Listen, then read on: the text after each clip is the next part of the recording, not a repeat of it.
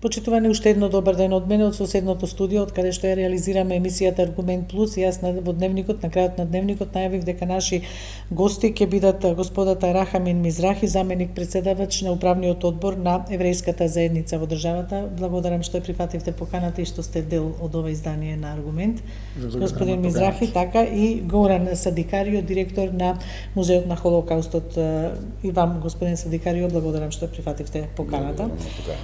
Тука сте и ве поканив и благодарам што се озвавте позитивно на мојата покана. Ете да го одбележиме, да дадеме значење уште еднаш на 11 март, денот кога нели од Скопскиот монопол, тогаш од македонскиот монопол, директно во смрт, преку возот на смртта, возовите на смртта беа депортирани во Треблинка, каде што се погубени 7144 македонски евреи од Скопје, од Штип и од Битола, таму биле лоцирани. 83 години подоцна, дали сметате дека светот научи некоја лекција од овој огромен погром за време на Втората светска војна?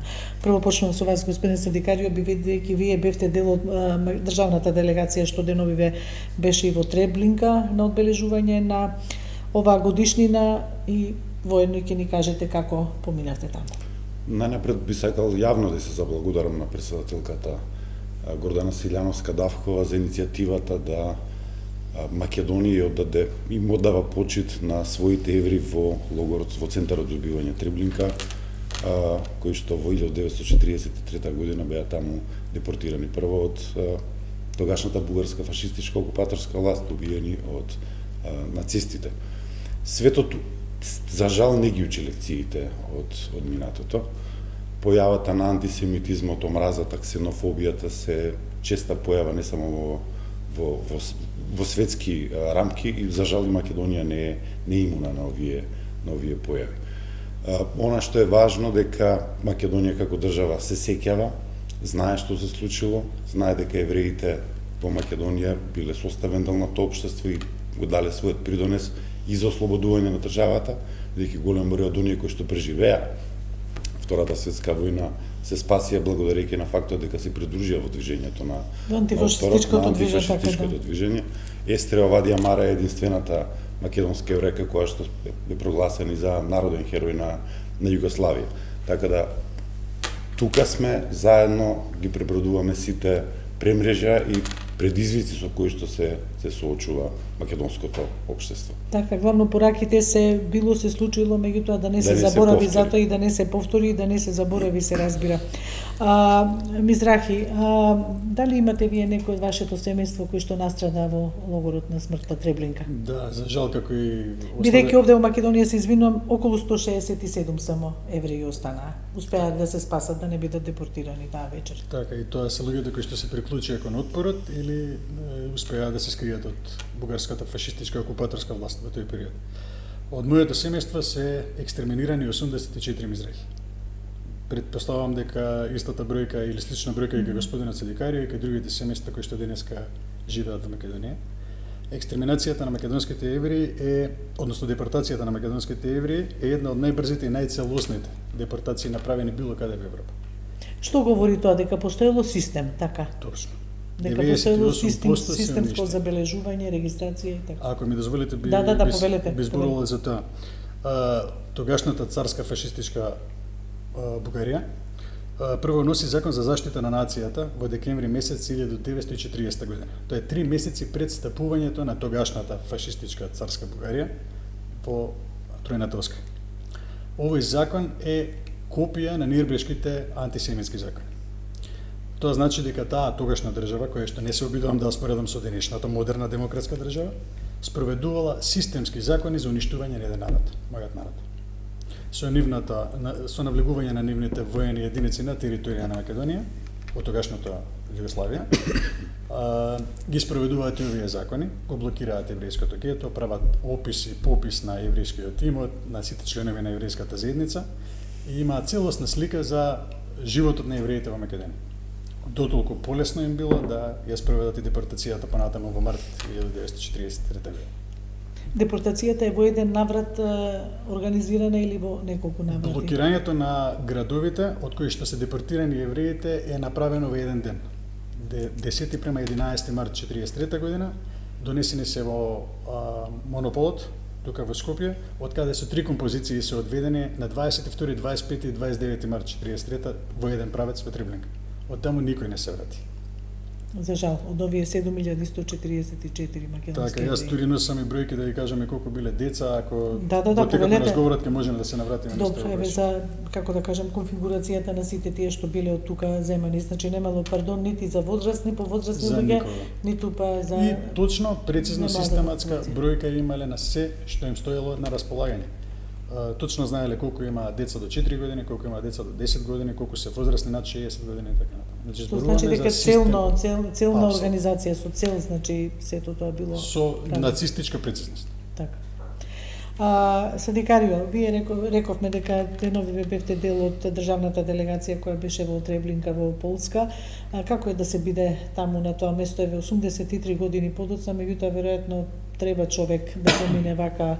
Тешко е да се соочите со тоа место каде што биле. Јас денови некаде прочитав дека се уште не се знае на кој начин биле погубени и не само македонските евреи, евреите од другите држави. Дали со оние гасни комори, бидејќи тогаш биле нешто во фаза на процес на пробно пуштање во употреба или на некој друг начин? Треблинка е наменет исклучиво за убивање на евреи. Значи тоа не е логор концентрацијски каде што човек може да дојде, па може да биде селектиран и за работа, па има големи шанси да преживее.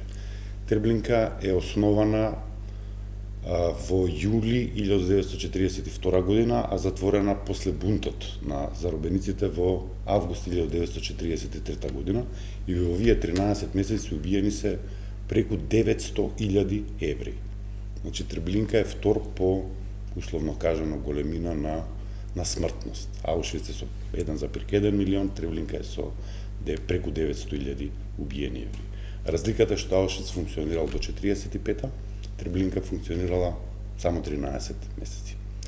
Начинот на убивање во Треблинка се одвивал на начин што не се користел циклон Б, туку се користеле советски заробени тенкови и со издувните гасови од дизел моторите луѓето се угушувале. Значи, тоа е потврдено? Потврдено, јаглерот моноксид е смесата, односно гасот со кој што се убивани луѓето. Како биле пуштани во погон овие тенкови и луѓе во, предпоставам, затворени во некои... Затворени, значи постоела лажна железничка станица, бараки, машка и женска, старите, изнемоштените и болните се браќани во така наречената полска болница, всушност биле убивани, стрелани од другата страна, затоа што тие го успорувале процесот на угушување. И веднаш потоа прво мажите, а потоа жените и децата биле праќани во 12 гасни комори. Од таму вадени надвор, закопувани, а во потоа масовни гробници, во масовни гробници, бидејќи огромен бил бројот на убиени евреи, тие биле откопувани и презакопувани во други големи јами и таму усари и горени. Нашите дедовци, мојот дедов Хаим Садикарио и Самуел Мизрахи во 64-та година, кога е направен меморијалниот комплекс Треблинка, отидоа во Треблинка и ја зема пепелта од местата каде што се горени телата и ја донесува во Македонија. Уште имало така таа пепел била зачувана, била задржана? Тоа е фигуративно, метафорички кажано пепел, затоа што тоа биле местата каде што се гореле телата. Земена е земја, камења, меѓутоа имало и коски недогорени. И тие се донесени денеска се во меморијалниот центар на Холокаустот. На еден начин си ги вративме дома, меѓутоа нивните прави гробници се во Треблинка. И кога човек ќе дојде, кога ќе го види каменот Македонија, кој што ја обележува и символизира трагедијата на македонските евреи, чувството е траурно. Не може човек да остане ниту нем, ниту пак да биде игнорантен. Значи, ве обзема некоја емоција на тага, ветерот кој што дува помеѓу камењата, како да ги изговари имињата на сите оние кои што се таму убиени. Така да, би било убаво доколку е возможно од Македонија да се носат групи во Треблинка, да ги видат тие места на Мислам дека на времето имаше за Аушвиц, колку што се сеќавам, меѓутоа за Треблинка. И она што се договоривме со претседателката е дека веќе секоја наредна година делегација од нашата држава, вклучувајќи еврејската заедница и фондот на Холокаустот, ќе оддаваат спомен на жртвите на Холокаустот во Македонија во Треблинка. Апсолутно не треба да се дозволи, како кажа претседателката во својот говор, не треба да се дозволи заборавот да го проголта овој погром на луѓе од еврејска провиниенција. Мизрахи, рековте дека ги имате колку деца биле, колку биле прецизно, можем да ги може повелете. Кога зборуваме за заборав, мислам дека не смееме да го забораваме и Бенјамин Самоковлија. Така е. Тоа се тројца представници од еврејската заедница во Македонија кои што одат во Треблинка по прв пат да видат каде завршиле нивните блиски. 64-та година кога воопшто било отворено за посета, да речеме. Понатаму господинот Самоковлија беше долгогодишен претседател на еврејската заедница, така да е битно да се спомне и неговото дело, учествува се тоа. Во однос на вашето прашање, во Монополот се затворени 7144 луѓе, од кои 539 деца под 3 години, 602 деца од 3 до 10 години, 865 над 60 години и останатите се генерација измеѓу. Условите биле недостиг на храна, недостиг на вода, нехигиенски услови, насилство и малтретирање. Ви кажав за транспортите, со добиточни вагони се однесени на кои што биле во собственост на тогашната бугарска државна железница. Еден од тие вагони е денеска изложен во Музеот на Холокаустот, оригинален од тоа време со ознаките кои што се набележани. Така. Дали сметате дека уште може да се постојат некаде некои предмети кои што асоцираат и датираат од тоа време, некаков белег, некаков символ? Или сметате дека се што имало да се собери и од семејствата, од наследниците на семејствата е колектирано во Музеот на Холокаустот? Не сите предмети се предадени, затоа што некои од предметите имаат и преголема сентиментална вредност за семејствата, меѓутоа сигурен сум, односно убеден сум дека се уште во Скопје, во Битола и во Штип постојат предмети од еврејските куќи кои што се наоѓаат во нечија туѓа и друга собственост. Голем дел од тие предмети, собствениците на куќите во кои што претходно живееле евреите, а сега живеат тие, имаат доблест да се јават во меморијалниот центар и да ги подарат тие предмети кои што се денеска изложени, се наоѓаат во депото и се користат за привремени изложби кои што меморијалниот центар ги прави. Мора да се направи акција, барем уште добар дел од тие предмети да се соберат и да бидат представени во меморијалниот центар, затоа што ако ги сокриеме од јавноста, тие немаат никаква вредност. Можам да разберам за личните работи од семејствата на преживеаните. Тие сентиментални вредности не може никој да ни ги земе. Во моето семејство има една лажица која што е добиена на подарок, свадбен подарок на мојот дедо од Матхаузен, кој што го преживеал Матхаузен. При излегувањето од Матхаузен, некој од логорашите украл лажица и на дедо му е подарил како свадбен подарок. Таа лажица стои кај нас дома, бидејќи нашите евреи се депортирани во Треблинка. И немаше приказна како таа лажица да биде употребена во меморијалниот центар, така да со тек на време и беше веќе еднаш искористена за привремена изложба. Така да може да се направи многу повеќе, да се донираат или да се откупат дел од работите кои што се наоѓаат во приватни колекции. Но добро, нека да е природни да се разберат луѓето дека сакаат нешто како сентимент, нели како да го зачуваат од заборавот и да го имаат само за себе, така да разбирлив е и тој момент. Рековте дека некако позитивно од вашето патување нели во Треблинка се сретнавте ли со некој, остваривте ли контакт, развиена некаква соработка, најава за соработка и така? Имавме одлични средби со директорот на музеот Меморијалниот центар Треблинка и со невладината организација посветена на прибирање на имињата на сите оние кои што се депортирани и убиени во Треблинка. Начално се договоривме дека ќе направиме една селекција на сите оние имиња кои што ние ги имаме и они ги имаат, да ги парираме, да ги мечуваме, за да видиме дали бројката со кои што не располагаат идентична со она со кој што ние располагаме, бидејќи ние веќе го направивме нашето истражување кога се правеше поставката и затоа ќе се потпише, претпоставам, во најскоро време и еден договор за соработка. Имавме одлична средба со фондацијата Аушвиц, бидејќи Македонија како дел од поранешна Југославија учествува во креирањето на заедничката изложба во Павилјон 17, кој што е посветена на Холокаустот на евреите од Југославија. Работата е при крај и ги поканивме представниците од Аушвиц да дојдат во Македонија. Рекла дека со задоволство ќе не посетат и секако имавме средба и со Министерството за култура, односно со директорот на управата за културно наследство во Полска, бидејќи они се одговорни за сите овие поранешни центри или логори на смртта во Полска. Изрази желба да дојде да го посети меморијалниот центар и да размениме искуства како се зачува историјата и меморијата на еврејската заедница и на Холокаустот.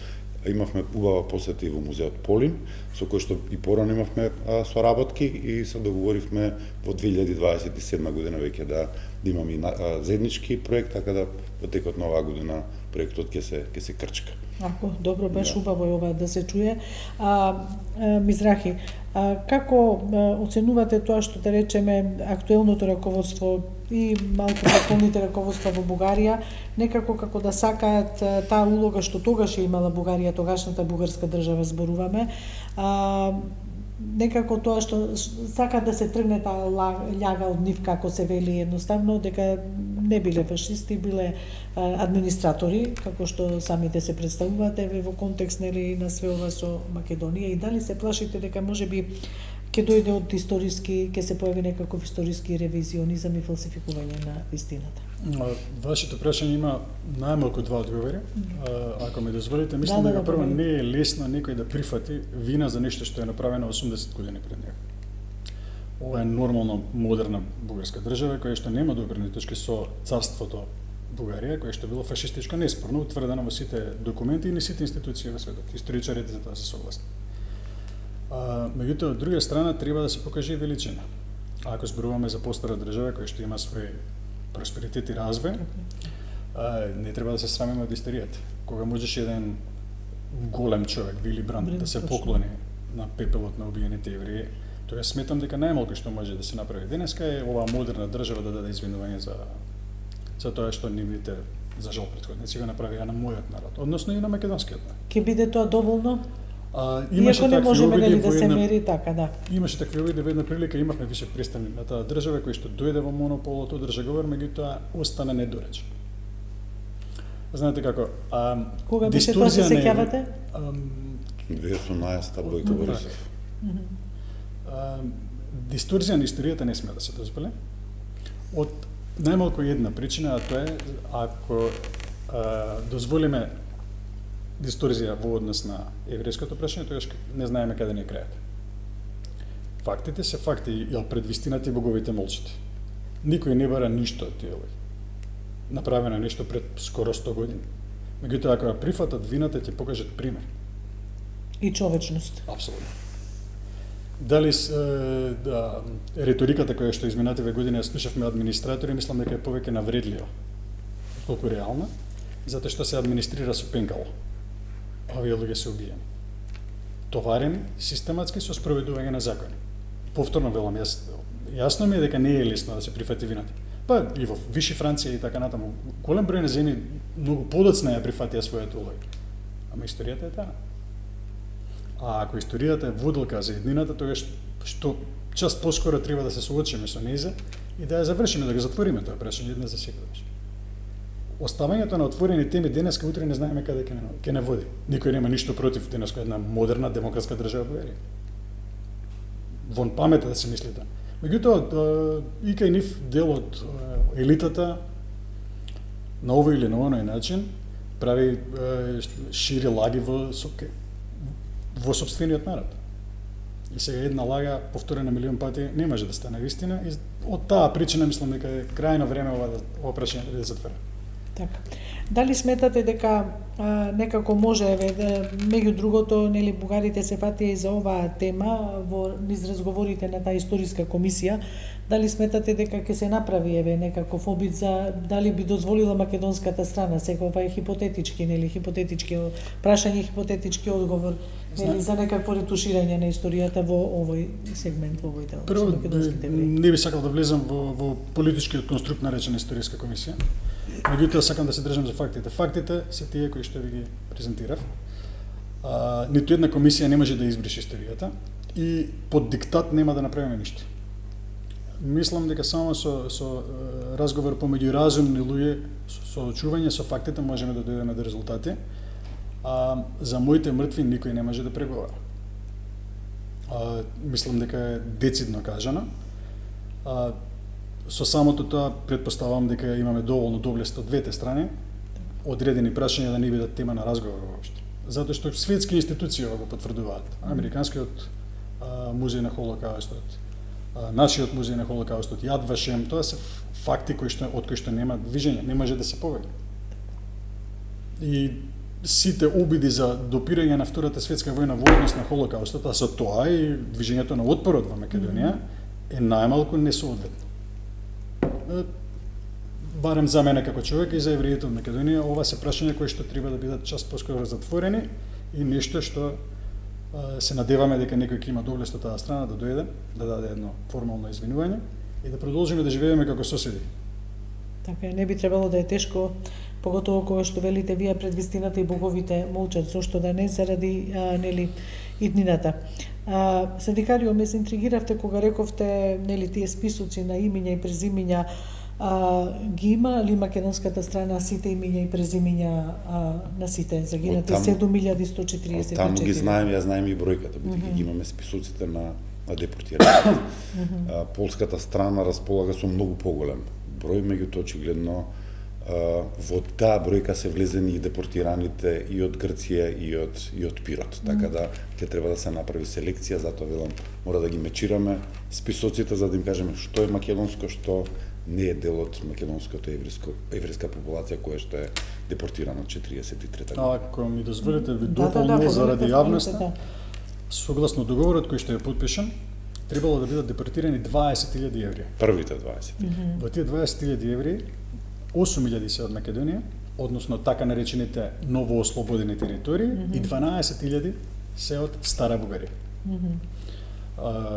Депортацијата на македонските евреи се случува, депортацијата на евреите од Тракија и од Пирот се случува. За волја на вистината, бугарските евреи не се депортирани. Не се депортирани заради... Зошто ги оставиле бугарските евреи? Благодарам на прашањето, токму тоа сакав да го кажам. Тоа е втората страна на медалата, која што не смееме да забораваме. Заради силен граѓански притисок во таа држава.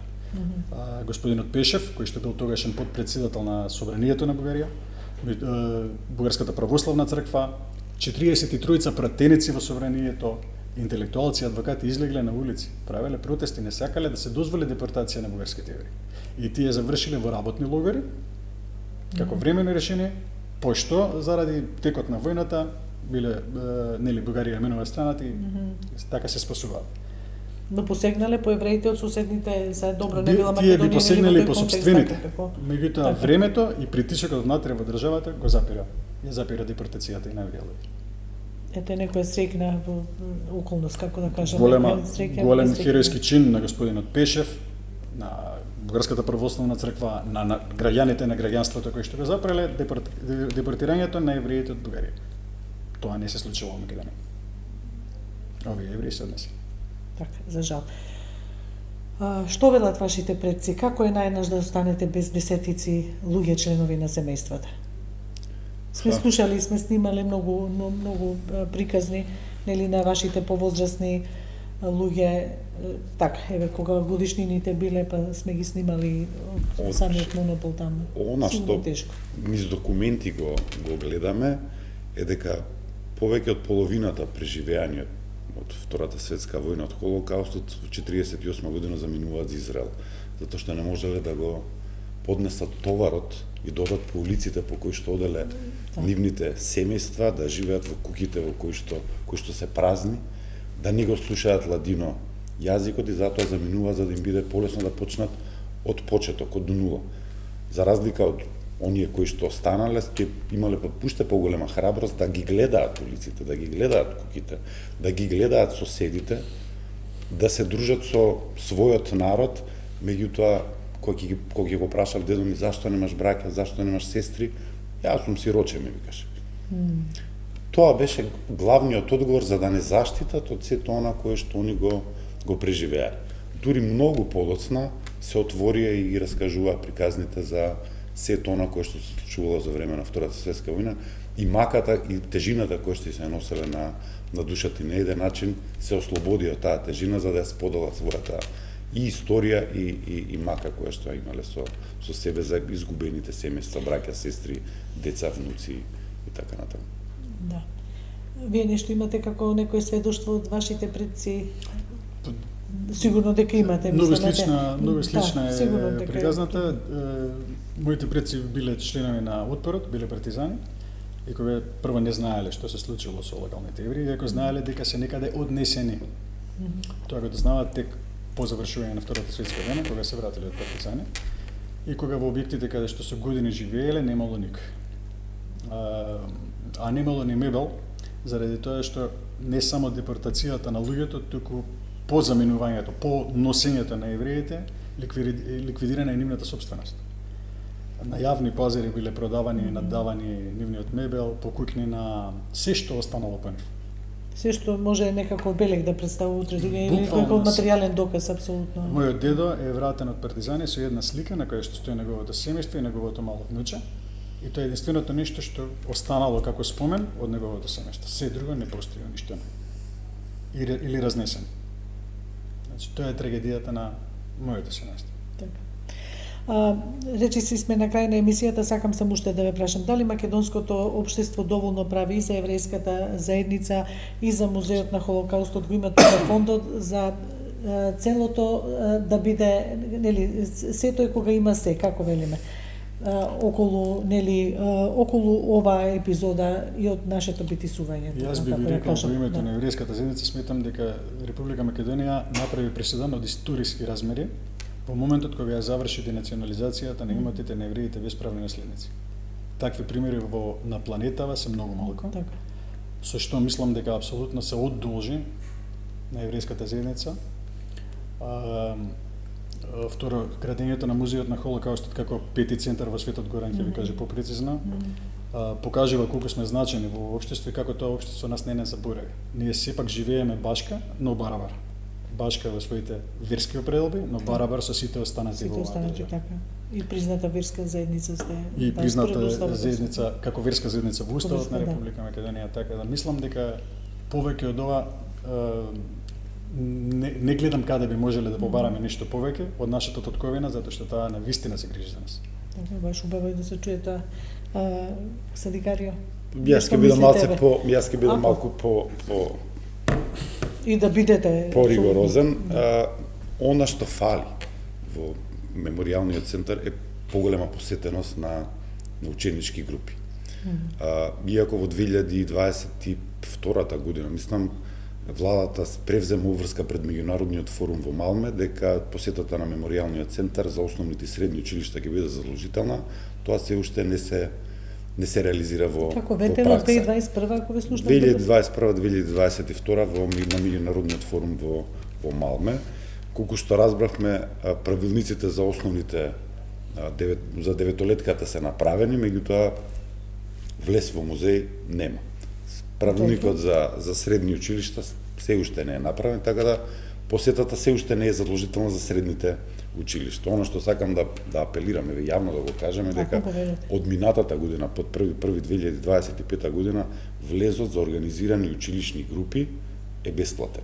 Значи нема никаков трошок ниту родителот, ниту детето за да дојде во меморијалниот центар и да научи не само за страшните работи од историјата на евреите, меѓутоа ќе научи за 2000 години присуство на евреите на овие простори. Апсолутно, да. Ретко кој знае дека едно од најстарите, ако не најстарата синагога надвор од Израел се наоѓа во Македонија во Стопи. Дека најстарите сефардски Гробишта се наоѓаат во Битола, основан 1497 година, само 5 години по претерувањето на евреите од едно Шпанија. наследство, културно, историско, како да го кажеме, материјално наследство, огромно значење, како и да е. Така да тоа е она што фали за луѓето да можат да ја спознаат различност и да ја слават различност. Ова е мултикултурно, мултиетничко општество во кое што сите треба заедно да живееме. Во меморијалниот центар не учиме за толеранција, бидејќи некого можете да толерирате до одреден степен, после тоа не. Ние учиме за почит, взаемно разбирање и за достоинство.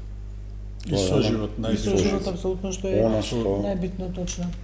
А посетеноста како е вака еве од странски групи? Претпоставувам можеби странците се позаинтересирани од нас тука. Странците се многу позаинтересирани него домашните посетители, за жал.